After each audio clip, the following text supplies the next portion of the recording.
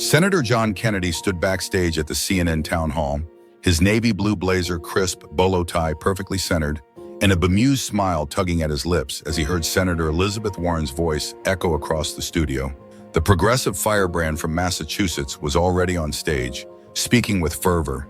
"John Kennedy," she declared, "represents the old guard, a man who mocks oversight and clings to backroom politics while dismissing the very real threats our democracy faces." The audience reacted with a sharp inhale, a mix of liberal cheers and conservative groans. Through the curtain, Kennedy could see Warren in her signature blazer, arms slicing the air with lawyerly precision. Her glare was unwavering as she added, "He's been in Washington so long, he thinks transparency is a threat." Applause rose from the progressive section, but Warren didn't know that Kennedy had brought more than his usual Southern charm and barbed wit. He had come prepared, with documents. As the Louisiana senator adjusted the leather folder in his hand, his eyes sharpened beneath his bushy brows. This wasn't just another televised debate. This was his shot to confront Warren's record, not with bluster, but with receipts. When the moderator's voice boomed, "And now joining us is Senator John Kennedy," he gave a polite nod and stepped into the lights with the gait of a man who'd seen a few rodeos in his time. "Before we get to this barn burner of a face-off," the host continued, "don't forget to like, subscribe, and tell us where you're watching from. We're diving into one of the most high-voltage moments in American politics." The studio lights were blistering as Warren held the floor, commanding it like a seasoned professor. A former Harvard law professor turned senator, she exuded moral conviction and deep policy command. Chris Wallace introduced her as one of the leading voices of progressive reform and a champion for consumer protection. "I'm here to talk about truth," Warren began. "And truth is, Senator Kennedy's career is littered with decisions that weakened oversight and emboldened corruption." Conservative viewers bristled. Others leaned in. "He mocks bureaucracy while benefiting from it," she added. "And he has no business lecturing anyone on national security when he's undermined it at every turn." Then Wallace turned towards stage right. "Let's bring in Senator John Kennedy for his response." The camera cut to Kennedy, now seated across from Warren. The contrast was striking. She was all-clipped authority and earnest passion. He was slow-spoken, Southern charm laced with acid wit. "Well, Chris," Kennedy began in his thick Louisiana drawl, "I thank my colleague for her creative writing. Frankly, I haven't heard that much drama since my cousin's third wedding." Laughter trickled from the audience. Warren's lips thinned. "But let's talk facts," he continued, placing the folder beside him. "While Senator Warren was out writing academic papers about justice, I was holding classified briefings about threats you don't read about in the New York Times. I don't post threads on X. I sit in the room when the hard calls get made." Warren interrupted sharply, "And I sit on the Senate Armed Services Committee. I've read those reports too, Senator. You're not the only one who's taken a security briefing. Reading and understanding are two different rodeos, ma'am." Kennedy fired back with a smile that didn't reach his eyes. The crowd rumbled, some amused, others uncomfortable. The room was split. Chris Wallace intervened. "Strong words from both sides. Senator Warren has raised serious questions about your judgment and approach to oversight." "Senator Kennedy, what's in that folder?" Kennedy didn't blink. "Well, Chris, I figured if we were going to talk security and responsibility, we might as well do it with a full deck. So I brought a few aces." He opened the folder, revealing printed documents with official Senate and Inspector General seals. "Let's take a look at the GAO report from April 2023.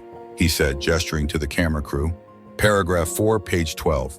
It outlines how Senator Warren's office leaked an internal memo discussing the Pentagon's classified procurement review before it was cleared for release.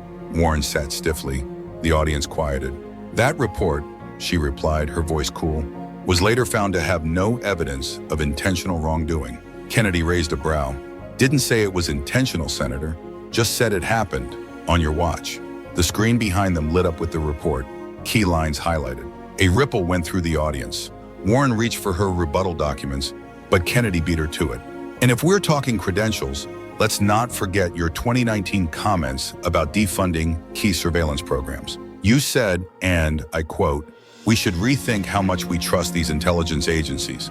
I was calling for accountability, not dismantling," she countered. "Tomato, tomato," Kennedy said with a shrug. "You sow doubt in intelligence, and you reap uncertainty in the field." Wallace leaned in. "Senator Warren, would you like to respond to these specific claims?" She nodded, her jaw set, but the power dynamic had shifted. The crowd shifted uncomfortably as Senator Warren continued her barrage. This administration and defenders like Senator Kennedy have diminished America's standing in the world, she asserted. Our adversaries are emboldened because they see indecision, contradiction, and a lack of resolve. It's easy to sit back and toss one-liners when you've never had to make the hard calls. Chris Wallace finally managed to cut in. Senator Warren, let's allow Senator Kennedy a chance to respond. Kennedy, calm but visibly narrowing his eyes, adjusted his microphone with the practiced ease of a man who'd handled more than a few public beatings and delivered a few of his own. Thank you, Chris. Well, Senator Warren seems mighty concerned with how others handle classified information, Kennedy began, voice syrupy with restrained sarcasm, which is curious considering her own complicated record in that department. He tapped the leather folder on the table beside him, but didn't open it yet. Before we get into the nitty-gritty, let me remind the folks at home, congressional oversight isn't a hobby, it's a duty written into the Constitution. That ain't sitting on the sidelines. That's the job the people sent me to Washington to do. Warren scoffed, shaking her head, clearly dismissive. The audience noticed. Furthermore, Kennedy went on, I may sound like I just walked in from a crawfish boil, but I spent years working on intelligence matters. And I can tell you this, national security and civil liberties ain't opposites. They're a balancing act. If you lean too far in either direction, you fall flat. Pretty speech, Warren cut in, her tone growing more condescending. But that's all it is. Words. You're playing the folksy statesman while dodging the facts. This is exactly the kind of performative politics that makes it harder to get real work done. The crowd responded with a mixed reaction. Cheers from Warren's base, but also a few annoyed murmurs at her interruptions. Wallace raised a hand. Senator Warren, you've made your point. Let's give Senator Kennedy space to finish his response. Warren made a mock gracious gesture. Kennedy tilted his head slightly, the corners of his mouth lifting in a knowing half-smile. By all means, Senator, he said. I'm sure we'll get to the part where you quote yourself soon. Then his tone shifted.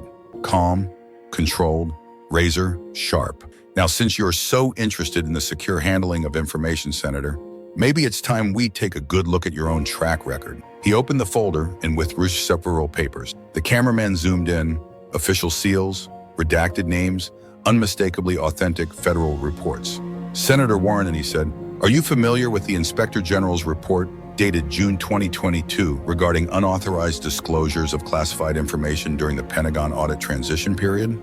For the first time all evening, Warren blinked, not in fear, but in calculation. Her voice was clipped. I've read a number of reports, Senator Kennedy. You'll have to be more specific. Kennedy gave a polite nod to the production team. Instantly, the screen behind them lit up with the referenced report. Key sections were highlighted. Page 47, paragraph 3, Kennedy read aloud. The report names you directly in connection with what the IG called troubling breaches of established security protocols. That ain't my opinion, Senator. That's from the Trump-appointed Inspector General. The studio went silent. Even Wallace looked stunned. Warren's expression hardened. Her smile was gone, her voice suddenly smaller. That report was taken out of context, she said, her voice losing its earlier fire. Portions have been disputed by senior officials. Kennedy nodded, as if he'd expected that exact answer. Sure, that's why I brought the follow-up report from September 2023, which reaffirms those same findings and notes explicitly that the disputed sections don't include the parts with your name on them. The air in the room thickened. Supporters of Warren grew quiet. The tension was so taut, it could snap. Warren finally lashed out. This is a political ambush. Standard playbook from the far right. Dredge up paperwork and throw mud to distract from your own record. But Kennedy didn't flinch. His tone was cool and confident. These are official government documents, Senator. If they've been debunked, I'd be delighted to see your evidence. Otherwise, all I see here is projection. You've spent 15 minutes questioning my qualifications while your own record is under review for the exact misconduct you're accusing me of. Half the audience broke into applause. The other half shouted in protest. Wallace tried to regain control, but the studio was already erupting in tension. Warren's face flushed. Kennedy's composure was rock solid, and he wasn't finished. Chris, Kennedy said, turning back to the moderator, I've got more. He reached for another document. Let's talk about the December 21 Senate testimony, Senator Warren. where you contradicted your previous statements about your security clearance. Do you remember saying, and I quote, "I have never shared classified information outside of secure environments"? Warren's jaw tightened. That was under oath, Kennedy continued. And yet the IG report says otherwise, 3 separate incidents, in fact. Would you like to explain the discrepancy? Warren's usual eloquence faltered. She fumbled. This is absurd. You're twisting my words. No, ma'am, Kennedy said, lifting the transcript. I'm quoting them. There was a visible shift. The audience sensed the power dynamic had flipped. Kennedy, who came in as the underdog, was now fully in control. And Warren? She looked like someone who had underestimated the folksy charm and the cold, hard documentation of her opponent. Wallace, trying to restore balance, asked, "Senator Warren, would you like to address these allegations?" Warren straightened her notes, stalling. Kennedy beat her to it. "Senator, I believe in oversight, I believe in national security, and I believe the American people deserve the truth. Not polished narratives, not press releases, just the truth, ma'am. And tonight, they got a good look at it." The studio was stunned. Phones lit up. Hashtags were already forming, and Senator Elizabeth Warren, for the first time in a long while, had no words. "What Senator Kennedy is doing, Warren declared with rising frustration, is exactly what I warned about. Taking isolated incidents, stripping away the context, and weaponizing them for cheap political gain. That report? Politically motivated." Kennedy raised a brow and interrupted without missing a beat. "Politically motivated?" he echoed, voice smooth but cutting. "The Inspector General who wrote that report, Senator, he was appointed by your administration. Are you telling us now that your own side was conspiring against you?" The question landed like a body blow. The audience fell silent, phones raised, knowing they were witnessing a defining moment. Kennedy didn't wait for a reply.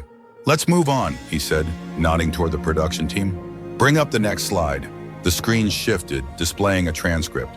"This here," Kennedy continued, "is from your sworn testimony before the Senate Oversight Committee, December 13th, 2021. You said, and I quote, 'I never shared any classified information outside of authorized channels.' Sound familiar, Senator?" Warren folded her arms tightly. Her jaw was locked. "Well," Kennedy said, his voice now colder, "the IG report outlines 3 separate incidents where you did exactly that. So here's my question. Would you like to explain that discrepancy? Because the American people are watching, and so are the folks at Langley and Fort Meade." Warren's face darkened. Her words came out clipped. "This is cherry-picked. You're distorting my testimony deliberately." "Not distorting," Kennedy replied calmly. "Quoting, verbatim, under oath." The difference between them couldn't have been starker.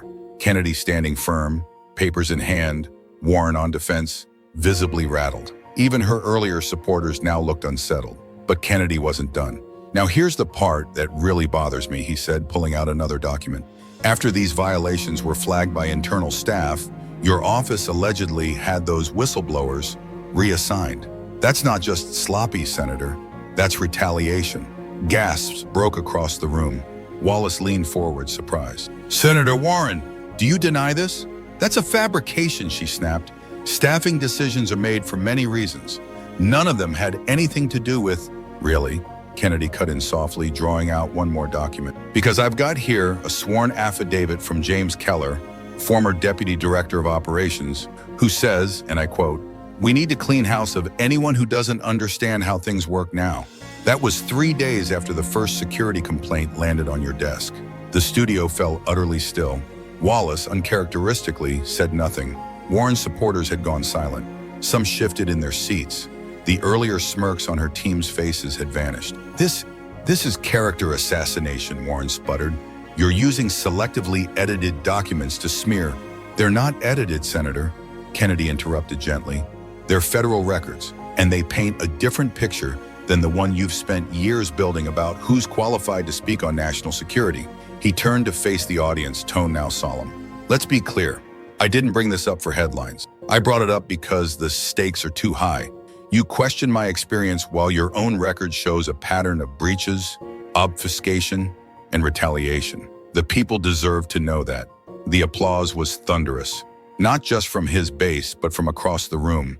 It was the sound of truth cutting through narrative. Wallace cleared his throat and regained his composure. "Senator Warren, Do you have a direct response to the allegation that you retaliated against staff who reported security violations? Warren, now pale, adjusted her mic slowly. These are complicated matters, she began. They can't be reduced to headlines. National security operations are nuanced. And without full context, a wave of audible scoffs rolled through the audience. Kennedy leaned in slightly, voice sharp and quiet. You know what, Senator? On that point, we agree. National security is nuanced, which is why it demands integrity, transparency, and above all, accountability. And that starts with leaders who follow the rules they expect others to follow. He stacked his documents calmly, then added, so if you're going to question my credentials, maybe take a long look at your own before you start throwing stones. Applause erupted again, many rising to their feet. The camera swept across shocked faces, some stunned, others smiling in admiration. Warren sat frozen. The confident veneer from the start of the segment was gone. What began as an attempt to discredit Kennedy had turned into her own televised reckoning. Wallace gave her opponent the final word. Senator Kennedy, 30 seconds to close. Kennedy stood briefly, resting his hands on the table. Look, I didn't come here to pick a fight. I came here to remind people that oversight matters, that following security protocols isn't optional, it's essential. I'll keep asking hard questions, not because I want attention, but because the American people sent me here to do exactly that. He sat. Senator Warren, your final 30 seconds. She nodded mechanically. I came here to defend my record, she said. But what we've seen tonight is a deliberate attempt to use paperwork and innuendo to distract from the real issues. Applause was tepid. The room had made up its mind. As the camera pulled back to a wide studio shot, the image was unmistakable. Kennedy, standing tall, documents beside him, utterly in command. Warren, slumped slightly, still catching her breath. The story had flipped. The ambusher had become the ambushed. The producer signaled for a commercial break, but not before capturing one last wide shot of the audience. Many on their feet, phones raised, recording a moment they knew would be replayed millions of times in the hours to come. As CNN cut to commercial, the studio buzzed with electricity. Viewers raced to social media, flooding timelines with the moment Senator Kennedy had cornered Senator Warren on live television. The production team, still visibly stunned, hustled backstage, some whispering, "Did that really just happen?" Warren rose quickly, jaw tight, brushing past the crew without a word. She ignored the producer reaching to adjust her microphone. Her face was flushed, her expression unreadable. "Get me on the phone with Rachel at MSNBC, she muttered to an aide. "We need to get out ahead of this, now." Meanwhile, Kennedy remained seated, calmly accepting a bottle of water from an aide. Unlike Warren's swift, tense departure, he seemed at ease, even slightly surprised at the overwhelming reaction. Chris Wallace leaned in. "Senator Kennedy, that was unexpected," he said. His famously neutral tone momentarily cracked.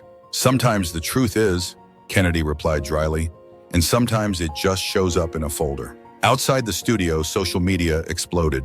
Within minutes, Kennedy receipts was trending across Twitter, TikTok, and Instagram. Clips of Kennedy presenting the IG report were posted and reposted at a pace that threatened to crash servers. John Kennedy just ended Elizabeth Warren's entire national security narrative, live. Read one tweet with over 80,000 likes in under 15 minutes. Another viral meme featured Warren's confident expression at the start of the debate, side by side with her tight-lipped silence at the end. Caption, how it started versus how it ended. Conservative accounts celebrated. Liberal commentators scramble for footing, some accusing Kennedy of pulling a gotcha moment, others admitting Warren had underestimated her opponent. "Warren walked into that trap," tweeted a left-leaning strategist. "This wasn't performative politics. Kennedy brought facts. Rookie mistake not seeing it coming." Back on air, Wallace welcomed viewers with understatement. "We've certainly had an illuminating discussion tonight." The camera cut to Warren, who had returned to her seat, but the shift was obvious. The confident posture was gone. She now sat with arms folded, gaze fixed forward, expression rigid. "Before we move to audience questions," Wallace continued, "I want to give Senator Warren a chance to respond to the documents Senator Kennedy presented." Warren cleared her throat. Her voice was steadier than before, but the edge was gone, replaced by a rehearsed media reflex. "What we saw here," she said, "was a classic example of selective framing. The senator presented carefully chosen excerpts from internal documents, out of context to create a false narrative. These matters were procedural and resolved. She steadied her breath, but the audience's energy had shifted. The applause was tepid. A few even rolled their eyes. Kennedy remained quiet until she finished. "With all due respect, Senator," he replied, "those documents are public record, obtained through FOIA and completely unedited. They're not my opinion. They're your record, and the American people deserve to hear it, especially from those who claim to know what's best for national security." Then came the first audience question. A woman stood, mid-50s, glasses, firm voice. "Senator Warren," she said, "given everything we've just seen and heard tonight, do you still stand by your earlier statement that Senator Kennedy is unqualified to discuss national security?" Warren's face remained composed, but her voice had lost its certainty. "I stand by the need for experienced voices in national security," she said tersely. "But I also believe this forum wasn't meant to be a courtroom." Kennedy smiled faintly at that. "Maybe not," he said quietly, but truth showed up anyway. As the segment wrapped, the contrast was complete. Warren's closing remarks were short, policy-heavy, and emotionally distant. Kennedy, meanwhile, spoke plainly. This wasn't about scoring points. It was about reminding folks that oversight isn't an insult. It's an American duty. You don't get to lecture the country on security while ignoring your own record. Not on my watch. The audience erupted. Even Wallace, ever neutral, appeared visibly impressed. The camera pulled back one last time. Kennedy, calm, papers stacked beside him. Warren, tight-lipped, blinking against the lights. What began as Warren's attempt to frame herself as the voice of national security had backfired, transformed into Kennedy's breakout moment in the national spotlight. Back in his hotel room that night, Senator John Kennedy's phone buzzed nonstop. Messages poured in from constituents, journalists, and even a few surprise supporters from across the aisle. One text stood out, this one from Senate leadership. "Impressive showing today, Senator. Let's revisit committee assignments when you're back in D.C." On social media, #Kennedy Receipts was still trending at #1. His follower count skyrocketed, over 200,000 new followers in just a few hours. Clips of the confrontation dominated every platform. Late-night hosts scrambled to write new monologues. The internet was ablaze. Meanwhile, for Senator Warren, the aftermath was far less celebratory. Conservative and liberal outlets alike suddenly seemed hesitant to book her. The bold certainty she had arrived with had evaporated into questions about judgment, transparency, and credibility. Her phone also lit up, but not with congratulations. "What happened? You didn't know he had those documents? We need to get ahead of this. Fast." Within a week, the confrontation had transcended politics, becoming something of a cultural milestone. The phrase "bringing receipts" entered office slang. A meme emerged. Warren thought she was debating John Kennedy. Turns out she was debating his folder. T-shirts appeared online with "check the documents" printed across the chest.